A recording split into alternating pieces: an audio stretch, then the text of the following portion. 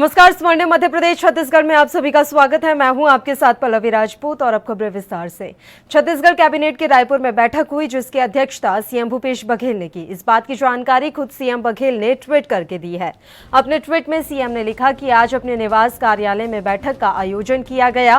बैठक में कोरोना संक्रमण की रोकथाम, आगामी खरीफ सीजन में खाद बीज की उपलब्धता, आर्थिक गतिविधियों के संचालन और जरूरतमंदों को काम दिलाने सहित विभिन्न विषयों पर मंत्रिमंडल के सहयोगियों के साथ विचार विमर्श किया गया है। तो छत्तीसगढ़ कैबिनेट की रायपुर में आज बैठक हुई, जिसकी अध्यक्षता खुद सीएम भूपेश बघेल ने की। इस बात की जानकारी सीएम बघेल ने ट्वीट करके दी है। अपने ट्वीट में सीएम ने लिखा कि आज अपने निवास कार्यालय में बैठक का आयोजन किया गया। बैठक में कोरोना संक्रमण की रोकथाम, आगामी खरीफ सीजन में खाद बीज की उपलब्धता, आर्थिक गतिविधियों के संचालन और जरूरतमंदों को काम दिलाने सहित विभिन्न विषयों पर मंत्रिमंडल के सहयोगियों के साथ विचार विमर्श किया गया है।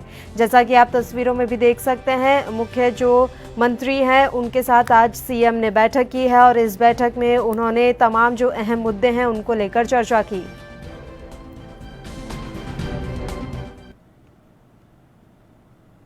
बाल श्रम निषेध दिवस के मौके पर मध्य प्रदेश के सीएम शिवराज सिंह चौहान ने लोगों से अपील की है। उन्होंने अपने ट्वीट में बाल श्रम के अंधेरों से मासूमों को बचाने का संकल्प लेने की अपील लोगों से की है।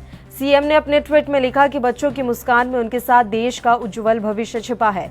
शिक्षा, भोजन और खेलने का अवसर मिले तो इनका बचपन बचेगा। आइए बाल श्रम निषेध दिवस पर संकल्प लें कि बाल श्रम के अंधेरों से इन मासूमों को बचाएंगे और शिक्षा की अखंड ज्योत से इनके जीवन को आलोकित करेंगे। बच्चों के बचपन को बचाने के लिए काम करने वाले साथियों को बाल श्रम निषेध दिवस पर सलाम। सीएम ने कहा कि बचपन को बचाने के साथ आप भारत के भावी भविष्य को संरक्षित करने का महान कार्य कर रहे हैं। उन्होंने शुभकामनाएं देते हुए कहा कि इस पवित्र उद्देश्य की पुण्य ज्योत से आप इनके जीवन को शिक्षा और सुख से समृद्ध करेंगे। बाल श्रम निषेध दिवस के मौके पर मध्य प्रदेश के सीएम शिवराज सिंह चौहान ने लोगों से अपील की है। उन्होंने अपने ट्वीट में बाल श्रम के अंधेरों से मासूमों को बचाने का संकल्प लेने की अपील लोगों से की। सीएम ने अपने ट्वीट में लिखा कि बच्चों की मुस्कान में उनके साथ देश का भविष्य छिपा है। शिक्षा, भोजन और खेलने का अवसर मिले तो इनका बचपन बचेगा। आइए बाल श्रम निषेध दिवस पर संकल्प लें कि बाल श्रम के अंधेरों से इन मासूमों को बचाएंगे और शिक्षा की अखंड ज्योत से इनके जीवन को आलोकित करेंगे। बच्चों के बचपन को बचाने के लिए काम करने वाले साथियों को बाल श्रम निषेध दिवस पर सलाम। सीएम ने कहा कि बचपन को बचाने के साथ आप भारत के भावी भविष्य को संरक्षित करने का महान कार्य कर रहे हैं। शुभकामनाएं देते हुए सीएम ने कहा कि इस पवित्र उद्देश्य की पुण्य ज्योत से आप इनके जीवन को शिक्षा और सुख से समृद्ध करें। मुख्यमंत्री शिवराज सिंह चौहान के कथित तो ऑडियो पर मचा घमासान थमने का नाम नहीं ले रहा है। विरोध में कांग्रेस सड़क पर उतर आई है। परमिशन नहीं होने पर प्रशासन ने उन्हें प्रदर्शन करने से तो रोका, तो सड़क पर ही हंगामा बरप गया। कांग्रेस और प्रशासन आमने सामने हो गए। कांग्रेस से प्रदर्शन करने पर अड़ गए, लेकिन प्रशासन ने उन्हें ऐसा करने नहीं दिया। गुस्साए कांग्रेसियों ने प्रशासन और मुख्यमंत्री के खिलाफ नारेबाजी शुरू कर दी और सड़क पर ही बैठने लगे। समझाइश के बाद भी नहीं मानने पर पुलिस ने उन्हें गिरफ्तार कर जिला जेल भेज दिया है। कांग्रेस का आरोप है कि हाल ही में इंदौर प्रवास के दौरान मुख्यमंत्री ने रेजिडेंसी कोठी पर सांवेर के जनप्रतिनिधियों की बैठक ली थी। बैठक में उन्होंने कहा था कि केंद्र सरकार के इशारे पर मध्य प्रदेश की कमलनाथ सरकार को गिराया गया है।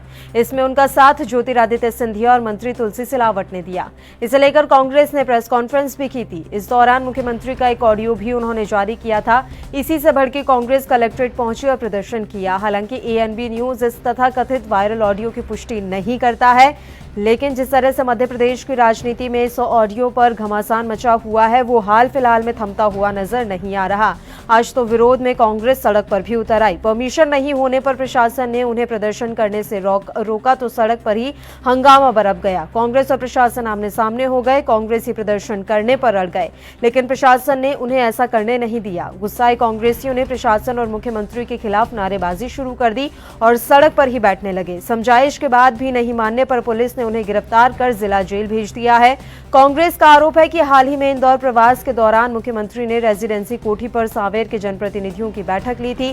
बैठक में उन्होंने कहा था कि केंद्र सरकार के इशारे पर मध्य प्रदेश की कमलनाथ सरकार को गिराया गया है। इसमें उनका साथ ज्योतिरादित्य सिंधिया और मंत्री तुलसी सिलावट ने दिया।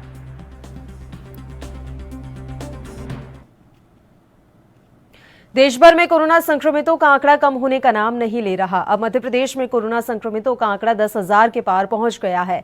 ऐसे में राजधानी में हफ्ते में 2 दिन बंद करने का ऐलान किया गया है। प्रदेश के स्वास्थ्य मंत्री नरोत्तम मिश्रा ने बताया कि उन्होंने निर्णय लिया है कि राज्य में बढ़ती संक्रमितों की संख्या को देखते हुए हफ्ते में 2 दिन शनिवार और रविवार को भोपाल को बंद रखा जाएगा। साथ ही अस्पतालों को निर्देश दिए गए हैं कि मरीजों के इलाज को लेकर कोई भी लापरवाही बरतने पर सख्त कार्रवाई की जाएगी।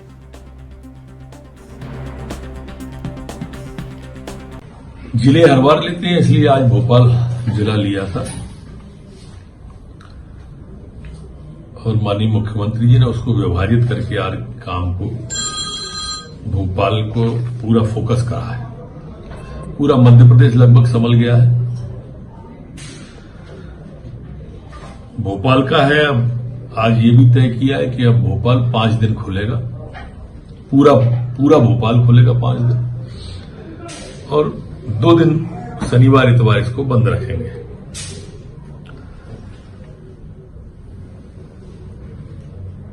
आज मुख्यमंत्री जी ने 1250 जेपी अस्पताल में जो फीवर क्लिनिक था उसमें पेशेंट जो आया था कर्मचारी, उसकी पर्याप्त चिंता न करने के कारण ड्यूटी पे उपस्थित डॉक्टर के खिलाफ कार्रवाई करने का भी भोपाल में कहा है। मुख्यमंत्री जी ने स्पष्ट कहा है कि कोई भी लापरवाही बर्दाश्त नहीं की जाएगी। मध्य प्रदेश सरकार के हफ्ते में 2 दिन भोपाल बंद के फैसले को लेकर स्थानीय व्यापारियों और दुकानदारों की प्रतिक्रिया सामने आई है। आप भी सुनिए। और दूसरा, उन्होंने इम्प्लीमेंट कल किया है मुख्यमंत्री जी के साथ में मिलकर के। अब आज जो है हमारे को कलेक्टर साहब अभी बुलाएंगे और उसके बाद में ये 5 दिन का इम्प्लीमेंट होगा। हम लोग इस ऑर्डर से खुश हैं और अच्छा है कि हम ये चाह रहे हैं कि एक रूप रहे और पूरे भोपाल के अंदर सैटरडे संडे बंद रहेगा तो ग्राहकों को भी कोई प्रॉब्लम नहीं जाएगी। उसको 5 आइटम चाहिए, 10 आइटम चाहिए, तो सभी तरह के आइटम वो किसी भी रूप से कहीं से भी जाकर के परचेस कर सकते। हिसाब से ये 5 दिन की जो निर्णय लिया गया है बहुत सोच समझ के और अच्छा निर्णय है व्यापारी दृष्टिकोण से, लेकिन आम जनता के हिसाब से सोशल डिस्टेंसिंग बहुत ज़रूरी है, उसके ऊपर भी प्रशासन को ध्यान देना पड़ेगा। वीकेंड पे बंद ना करके बीच में बंद किया जाए तो ज़्यादा अच्छा है, क्योंकि लोगों की छुट्टी, जिस दिन ऑफिसों की छुट्टी होती है उस दिन मार्केट ज़्यादा चलता है, तो वो सोचना पड़ेगा उस चीज़ के लिए। लॉकडाउन धीरे धीरे खुलने के साथ ही पेट्रोल और डीजल की कीमत में बढ़ोतरी बरकरार है। पेट्रोल छठे दिन और डीजल की कीमतों में 59 पैसे प्रति लीटर तक की बढ़ोतरी दर्ज की गई। सरकारी तेल कंपनियों ने ईंधन की कीमतों में किए जाने वाले रोजाना बदलाव को फिर से शुरू कर दिया है, जिसको लेकर अब राजनीति भी शुरू हो गई है। विपक्ष सरकार पर हमलावर है। कांग्रेस ने आरोप लगाया है कि देश कोरोना से मर रहा है और सरकार अपना खजाना भरने में लगी हुई है। मध्य प्रदेश कांग्रेस ने ट्वीट कर कहा, बीते 6 दिनों के अंदर पेट्रोल के दाम 3 रुपए प्रति लीटर, डीजल के दाम 3 रुपए 42 पैसे प्रति लीटर बढ़ चुके हैं। देश कोरोना से मर रहा है और सरकार खजाना भरने में जुटी हुई है। तो लॉकडाउन धीरे धीरे खुलने के साथ ही पेट्रोल और डीजल की कीमतों में बढ़ोतरी बरकरार है। आज लगातार छठे दिन भी पेट्रोल और डीजल की कीमतों में बढ़ोतरी दर्ज की गई है। 59 पैसे प्रति लीटर तक की बढ़ोतरी आज दर्ज की गई है। सरकारी तेल कंपनियों ने ईंधन की कीमतों में किए जाने वाले रोजाना बदलाव को फिर से शुरू कर दिया है, जिसको लेकर अब राजनीति भी शुरू हो गई है। विपक्ष सरकार पर इस मसले को लेकर हमलावर है। कांग्रेस ने आरोप लगाया है कि देश कोरोना से मर रहा है और सरकार अपना खजाना भरने में लगी हुई है। मध्य प्रदेश कांग्रेस ने ट्वीट कर कहा, बीते 6 दिनों के अंदर पेट्रोल के दाम 3 रुपए 31 पैसे प्रति लीटर, डीजल के दाम 3 रुपए 42 पैसे प्रति लीटर तक बढ़ चुके हैं। देश तो कोरोना से मर रहा है और सरकार अपना खजाना भर रही है।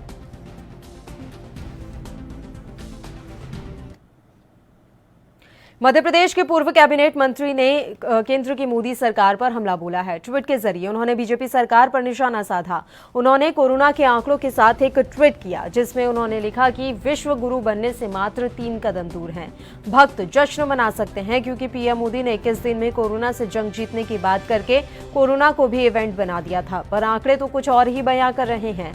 एक और ट्वीट में उन्होंने भारत में कोरोना से ज्यादा नुकसान नहीं वाले बयान पर तंज कसा है, जिसमें उन्होंने कहा कि कोरोना कोरोना से भारत में ज्यादा नुकसान नहीं, कोरोना के पहले ही मोदी जी पूरी अर्थव्यवस्था बर्बाद कर चुके हैं। इसके अलावा एक अन्य ट्वीट में उन्होंने लिखा कि आपको सोचकर विश्वास होता है कि किसी देश का प्रधानमंत्री और गृह मंत्री ऐसे विकट परिस्थिति में भी चुनाव प्रचार में व्यस्त हो सकते हैं, डिजिटल रैलियां कर सकते हैं।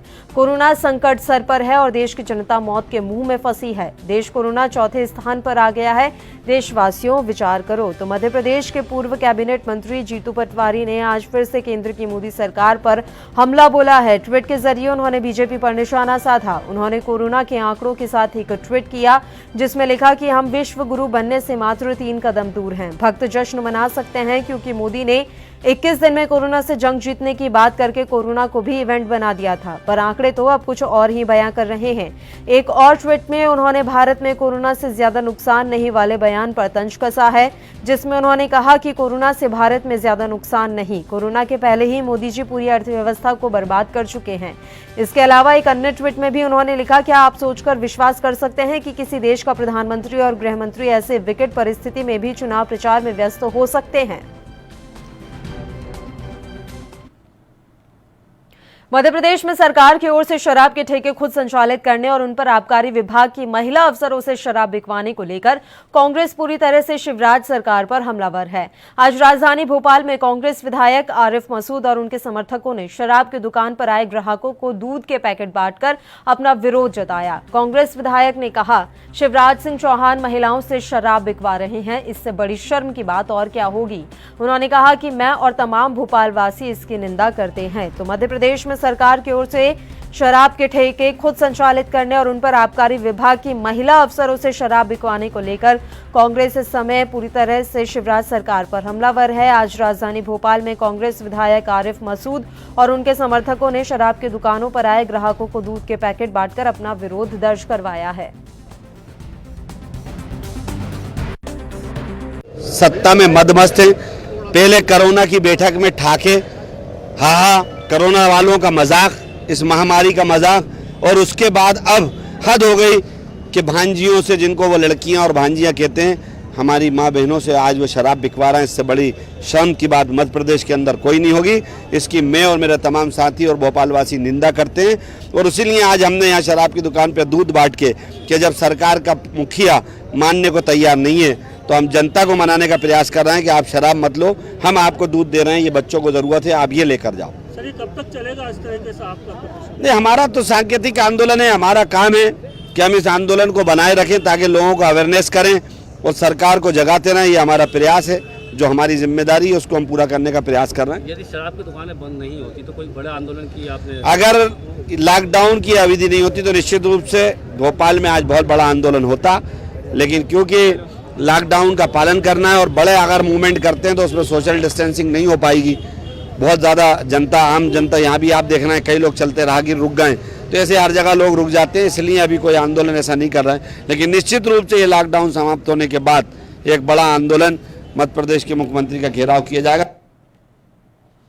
छत्तीसगढ़ में सरकारी जमीन को लेकर कांग्रेस और बीजेपी में आरोप प्रत्यारोप का दौर शुरू हो चुका है। बीजेपी नेता ने प्रदेश की वर्तमान सरकार की नीयत पर सवाल खड़े किए, तो वहीं कांग्रेस ने भी इस पर पलटवार करते हुए रमन सरकार के समय जमीन को लेकर भ्रष्टाचार के आरोप लगाए हैं।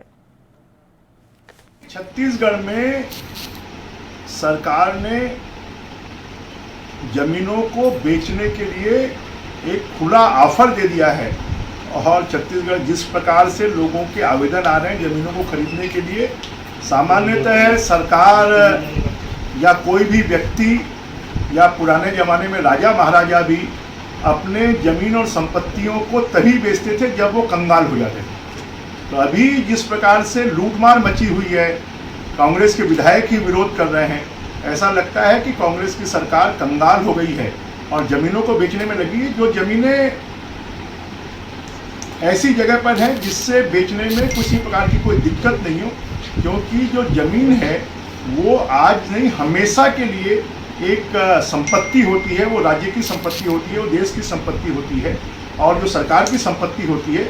ऐसी ज़मीनों को बेचे जिसके ऊपर में लोगों ने कब्जा किया हुआ है, जिसके ऊपर में अतिक्रमण है, जिनके पट्टे दिए हुए हैं, उनको उनका ऑनर बनाने की बात हो तो वो एक अच्छी बात है।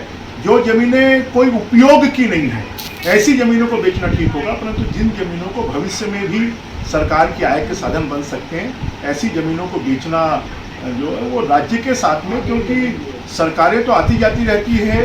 अभी इस सरकार को लोगों ने 5 साल के लिए मैंडेट दिया है, तो अरबों की संपत्ति को, जो राज्य की संपत्ति है, जनता की संपत्ति है, उसको बेचकर पैसा कमाना ये उचित नहीं। पूर्व पीडब्ल्यूडी मंत्री राजेश मूणत को शासकीय जमीनों के आवंटन पर आरोप लगाने से पहले पूर्व के रमन सरकार के शासकीय जमीन आवंटन की प्रक्रियाओं पर नजर डालना चाहिए।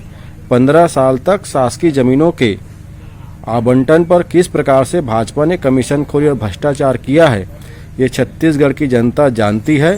भाजपा के चहेतों को लाभ दिलाने के लिए सरकारी जमीनों के आवंटन की प्रक्रिया और नियमों को ताक पर रखा गया था। मुख्यमंत्री भूपेश बघेल की सरकार सरकारी जमीनों के आवंटन को पारदर्शी तरीके से और भूमि आवंटन नियमों के तहत कर रही है।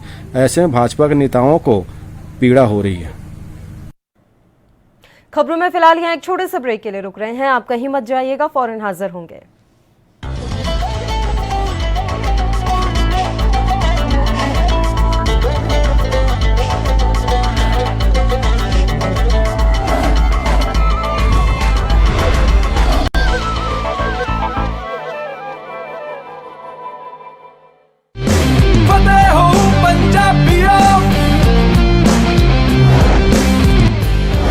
मास्क पाके, सामाजिक दूरी बना के, हाथ धो के कोरोना तो छुटकारा है करना।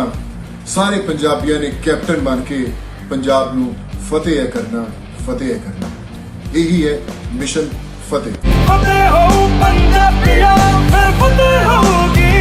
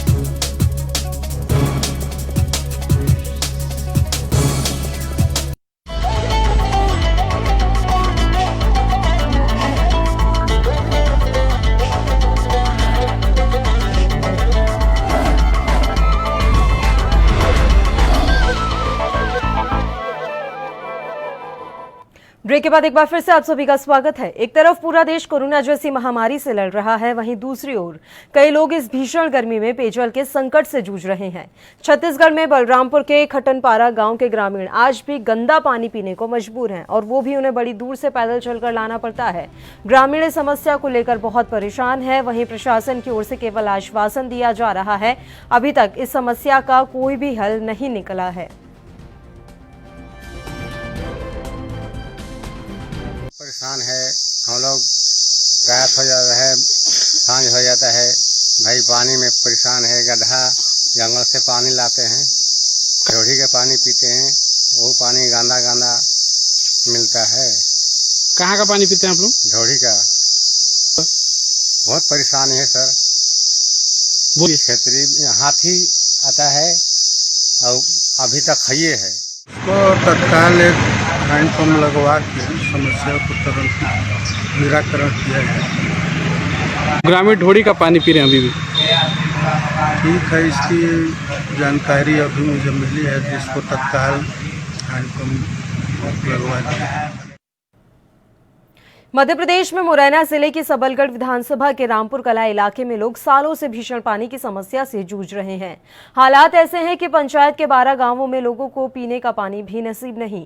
ग्रामीण पैसे देकर पानी मंगाते हैं या फिर 2 से 3 किलोमीटर दूर से पानी लाना पड़ता है। सालों से चल रही इस समस्या पर प्रशासन ने अभी तक कोई संज्ञान नहीं लिया। वहीं इस बारे में जब जिला कलेक्टर से बात की गई तो उनका कहना है कि पानी की समस्या को लेकर एक प्रस्ताव तैयार किया गया है, जिसे मंजूरी मिलते ही जल्द ही इस पर काम शुरू कर दिया जाएगा। समस्या पानी की सर बहुत ज़्यादा समस्या है। जब लाइट नहीं आई तो बच्चे भी प्यासे मरते हैं। न जाने ये टैंकों से पानी मंगवाते हैं, बहुत दूर से पानी आता है टैंकों से। नहाने धोने के लिए औरतें भी और इंसान भी बहुत प्यासे मर रहे हैं, मवेशी भी प्यासी मर रही है। रामपुर काटी जिला 12 पंचायत में पानी नहीं है सर। 12 पंचायतों में जी जी हाँ। आप लोग ये धाकड़ का है, बोर है, उसमें से पानी हर जनता पी रही है। रामपुर कला की जनता है, वहीं से पानी पी रही है। कितने रुपए में पानी मिलता है यहाँ से 300 रुपये में महीने लेते। यहाँ रामपुर क्षेत्र पानी में तो बहुत समस्या खराब है। क्या है? पानी की इतनी समस्या है कि नहाने दोनों को भी नहीं है। पानी पीने को बाहर से मंगाते हैं, जो बोतल आती है 20 रुपए की, अब ये बिगड़ धुए खड़े हुए हैं। गुजारा तो इधर उधर से लाते हैं, उन्हें रंगा से अगर लाइट चली जाती तो रंगा भी बंद हो जाता। रामपुर कला क्षेत्र में पानी की दिक्कत रहती है, इसके लिए ऑलरेडी परियोजना बना के शासन स्तर पे भेजी गई है। जहाँ तक मेरी जानकारी है शायद 4 करोड़ की परियोजना गई है।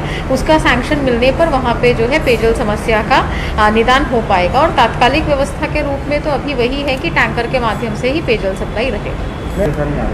नहीं, आपने ज़रूर बताया है, ये इस साल की नई समस्या नहीं है, ये विगत कई वर्षों से चल रहा है। और मेरे समझ से ये परेशानी जो है 10 से 15 साल पुरानी है। तब से लेके हर बार ही इस टाइप की समस्या आती है। इसका परमानेंट ही सोल्यूशन हो पाएगा, जिसके लिए प्रोजेक्ट बना के शासन को भेजा गया है और उम्मीद है कि बहुत शीघ्र जो है वो प्रोजेक्ट।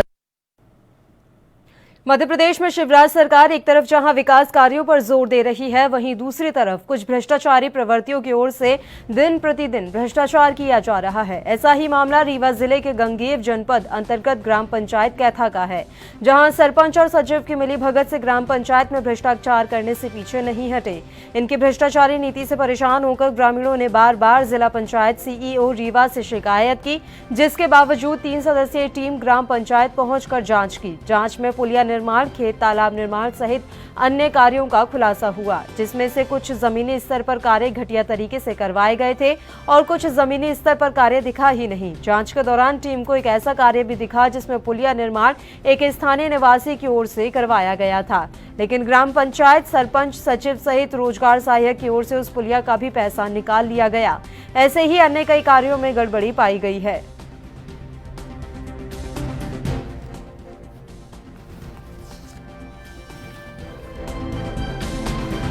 तो मध्य प्रदेश में शिवराज सरकार एक तरफ जहां विकास कार्यों पर जोर दे रही है, वहीं दूसरी तरफ भ्रष्टाचारी प्रवृत्तियों की ओर से दिन प्रतिदिन भ्रष्टाचार किया जा रहा है।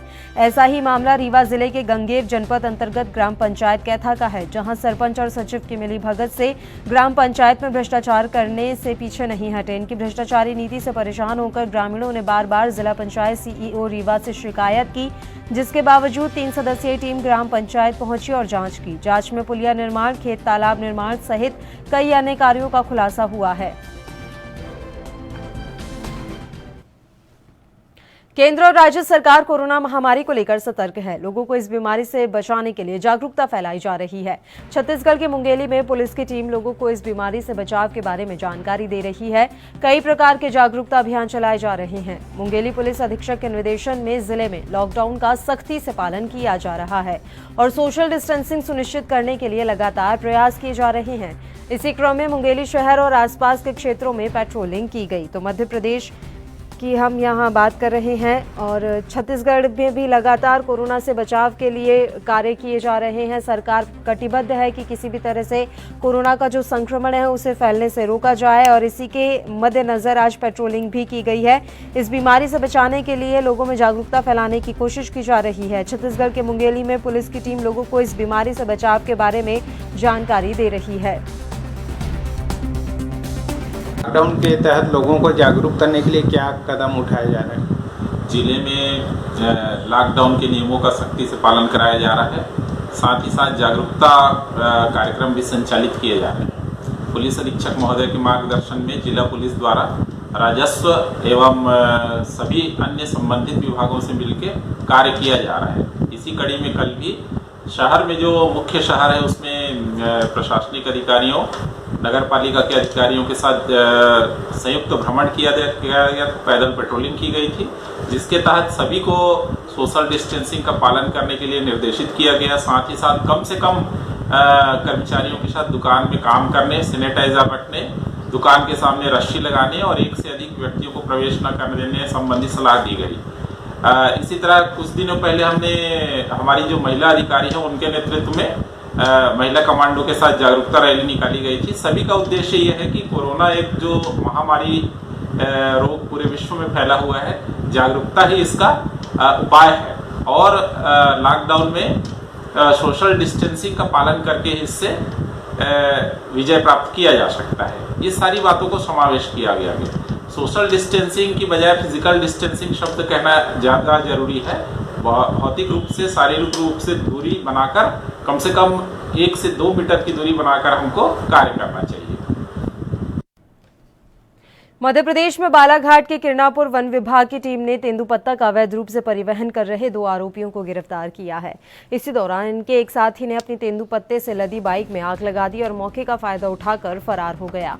जानकारी के मुताबिक ये आरोपी महाराष्ट्र की ओर जा रहा था। फिलहाल गिरफ्तार आरोपियों से पूछताछ की जा रही है और इनके फरार साथी की भी तलाश की जा रही है। तो ये मामला है मध्य प्रदेश के बालाघाट का, जहां किरणापुर वन विभाग की टीम ने तेंदुपत्ता का अवैध रूप से परिवहन कर रहे 2 आरोपियों को गिरफ्तार कर लिया है।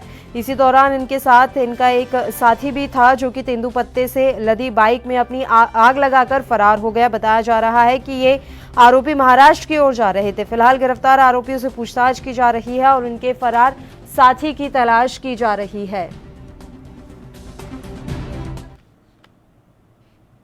और इसी के साथ स्वर्णिम मध्य प्रदेश छत्तीसगढ़ में फिलहाल के लिए इतना ही। मुझे दीजिए इजाजत। देश प्रदेश के तमाम ताज़ा खबरों के लिए आप बने रहिए हमारे साथ। नमस्कार।